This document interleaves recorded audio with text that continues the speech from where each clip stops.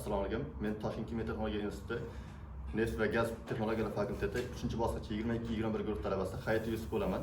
Menga biriktirilgan mavzuyim moy fraksiyalarini deparaffinlash jarayoni. Bu ikki bosqichda filtrlash yo'li bilan moy fraksiyalarini juft erituvchilar asetalol ishtirokida past deparaffinlash qurilmasida past qotish haroratli moy va ikkinchi bosqichda gaz va petrol atomdan moy ajratib olinadi. Qurilmamizga xomashyo sifatida selektiv tozalangan raffinat beriladi. Asosiy olinadigan mahsulotimiz deparaffinlangan moy, deparaffinsizlantirilgan moy. Parafinsizlantirilgan moyning asosiy chiqimi 65% dan 80% gacha hisoblanadi. Bu xomashyoga nisbatan. Qurilmamizning asosiy bo'limlari kristalllash, filtrlash va erituvchi energiyalash bo'limi hisoblanadi.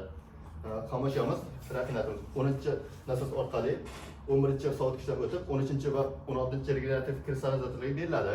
Bu yerda birinchi bosqichdan olingan filtrat bilan sovutiladi.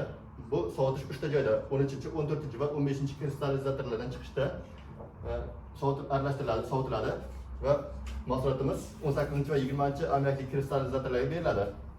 Moy eritmasidagi qattiq uglevodorodli sovut suspenziyamiz birinchi yig'ishda yig'ilib, u yerdan ikkinchi vakuum yig'ishning birinchi bosqichiga beriladi va birinchi bosqich filtratimiz 7-vakuum yig'ishda yig'iladi va bu yerdan 17-nasos orqali 12 issiqlik almashtirishdan o'tib regenerativ kristallizatorlarga beriladi.